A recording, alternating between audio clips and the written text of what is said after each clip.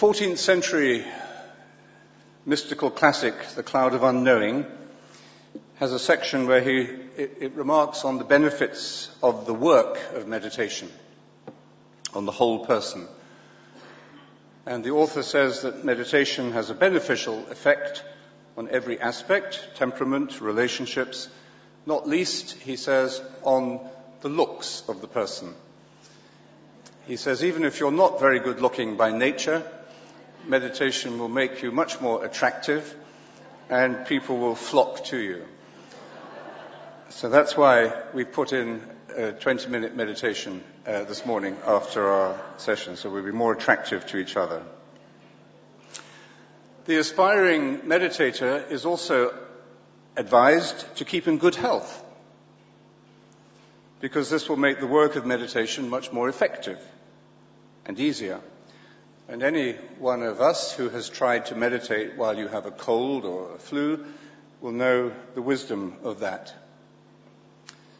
Now, these two remarks from a medieval text on contemplative prayer strike an interesting chord with contemporary scientific research into meditation, which has, of course, by now solidly established the physical and psychological benefits.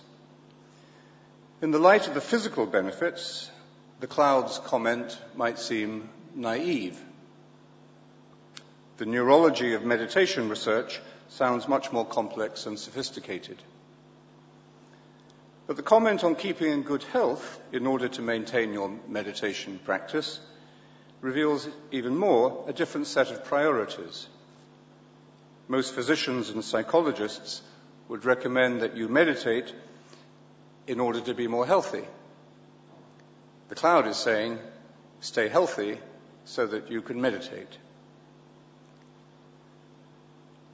What more can we get from meditation that both looks and takes us beyond the measurable physical and psychological benefits? In other words, are there spiritual fruits that may be less measurable, but are even more significant for what we mean by health and wholeness and well-being, even for meaning itself? The link between meditation and medicine is an ancient one, explored and understood long before the scientific method. The prefix med suggests care and attention. That's relevant both to the work of the professional healer and of the meditator, who can be seen, in a sense, to be healing himself or herself, or at least collaborating with deep and natural self-balancing processes. In the light of meditation, our understanding of health and wholeness is called into question. For 3,000 years, Chinese medicine has focused on treating the root causes of disease rather than merely its symptoms. It's holistic in the sense that it addresses the lifestyle, the body, the mind, the emotions of the patient. And central to this approach is the idea of qi, the energy that flows through the 12 meridians of the body. Yin, yang, and the 5 elements need to be regulated when illness of body or mind has set in. But qi is more than energy, it is also intelligence. It's conscious. And so rebalancing the patient is only the first stage of restoring us to health. The second and more highly desired state is to achieve a conscious, intelligent harmony within the patient and between her and her environment. So from health to harmony. This distinction between, say, balance and harmony illustrates the difference between the approach of the cloud of unknowing and that of modern science to meditation. There are stages in the process. And we must look beyond what is measurable to see the whole picture, which is the reflection of wholeness itself. The spiritual dimension is part of the meaning of health. I use the word spiritual as something distinct from religious, although not divorced from it.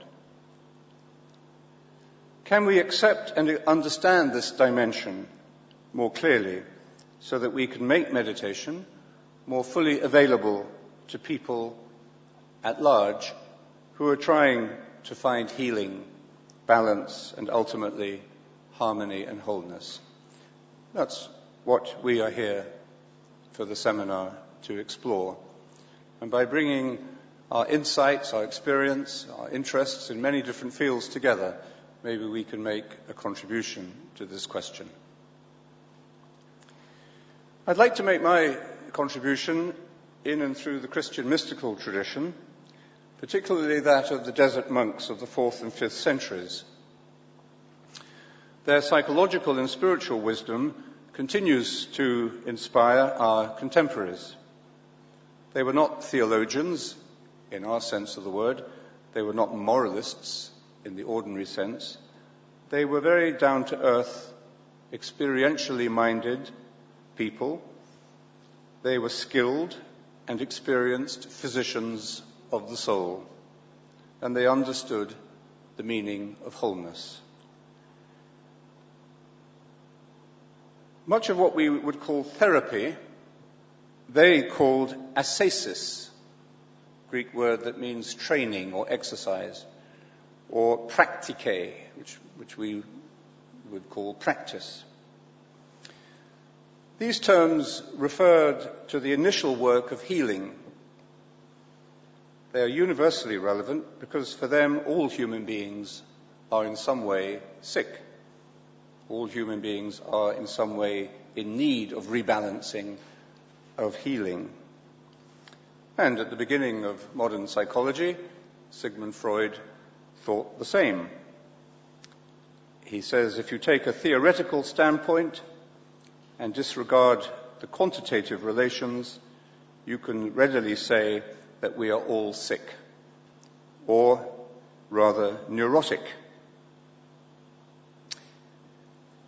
The first stage of the healing for the desert therapists was praktike, practice, the development of the practice of the virtues,